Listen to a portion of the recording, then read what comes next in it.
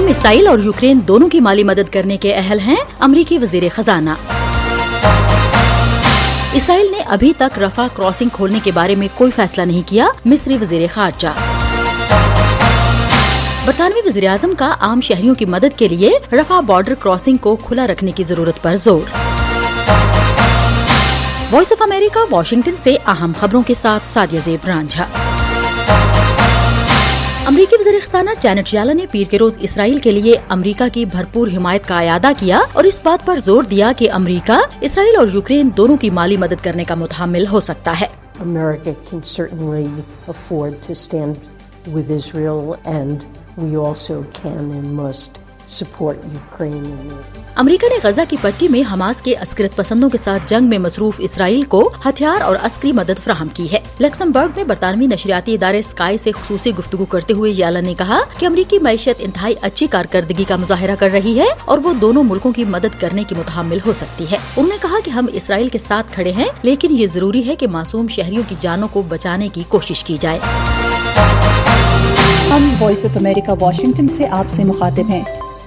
مصر کے وزیر خارجہ سامح شکری نے کہا ہے کہ اسرائیل نے ابھی تک غزہ کے شہریوں کے لیے مصر کی سرحد پر رفح کراسنگ کھولنے کے بارے میں کوئی فیصلہ نہیں کیا ہے۔ مصری وزیر خارجہ نے اپنے فرانسیسی ہم منصب کے ساتھ ایک بریفنگ کے دوران قاہرہ میں صحافیوں کو بتایا کہ اسرائیل نے مدد کے داخلے اور تیسرے ملک کے شہریوں کے باہر جانے کی بھی اجازت نہیں دی ہے۔ غزہ کے محصور فلسطینی پیر کے روز ہسپتالوں اور اسکولوں میں جمع ہو رہے ہیں، جہاں اس وقت خوراک اور پانی کی شدید قلت ہے۔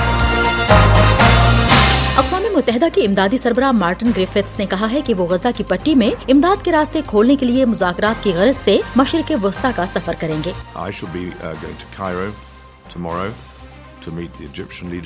ان کا کہنا تھا کہ ان کا دفتر اسرائیل، مصر اور دیگر ملکوں کے ساتھ قریبی رابطے میں ہے۔ جنیوا میں گفتگو کرتے ہوئے گریفٹس کا کہنا تھا کہ فری کین شہری انفراسٹرکچر پر حملے نہ کریں اور شہریوں کی حفاظت کریں۔ ہم وائس آف امریکہ واشنگٹن سے آپ سے مخاطب ہیں۔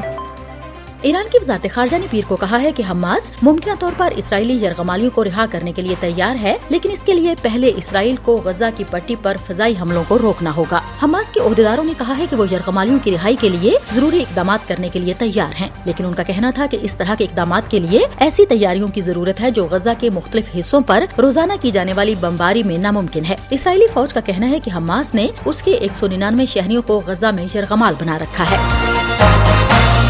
برطانوی وزیر اعظم رشی سنک نے کہا ہے کہ وہ اس بات کو یقینی بنانے کے لیے دنیا بھر کے رہنماؤں کے ساتھ مل کر کام کر رہے ہیں کہ اسرائیل اور حماس کے درمیان لڑائی خطے کے دوسرے علاقوں میں نہ پھیلے۔ سنک نے کہا کہ انہوں نے اسرائیلی وزیر اعظم سے شہریوں کے تحفظ اور عام شہریوں کو درپیش مشکلات کے معاملے پر بات کی ہے۔ ان کا مزید کہنا تھا کہ انہوں نے مصری صدر سے بھی اسرائیل اور حماس کی جاری جنگ کے دوران محصور علاقوں میں لوگوں کی مدد کے لیے رفح بارڈر کراسنگ کو کھولنے کی ضرورت پر زور دیا ہے۔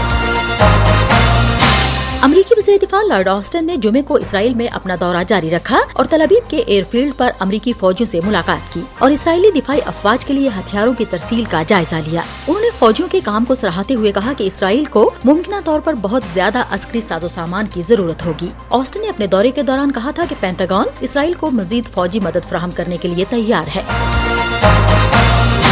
ہم وائس آف امریکہ واشنگٹن سے آپ سے مخاطب ہیں۔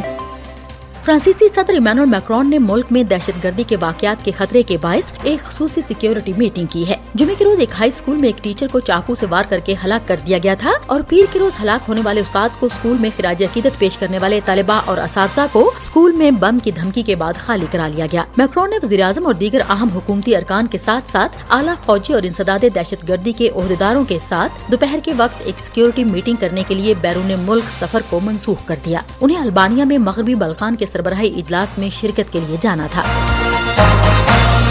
3 یوکرینی بچے جنہیں غیر قانونی طور پر روس ڈپورٹ کیا گیا تھا قطری سفارتکاروں کے حوالے کیے جا رہے ہیں۔ ایک نامعلوم قطری اہلکار نے رائٹرز کو بتایا کہ 2 لڑکے جن کی عمریں 2 اور 9 برس ہیں اور ایک 17 سالہ لڑکی قطری حکام کے ساتھ یوکرین واپسی کے سفر پر ہیں۔ روس سے تعلق رکھنے والی بچوں کی محتسب ماریا لبووا نے لاپتہ بچوں کے بارے میں یوکرین کے دعووں اور ان کی واپسی کے عمل کے بارے میں ناکافی اقدامات کے خدشات کو مسترد کر دیا۔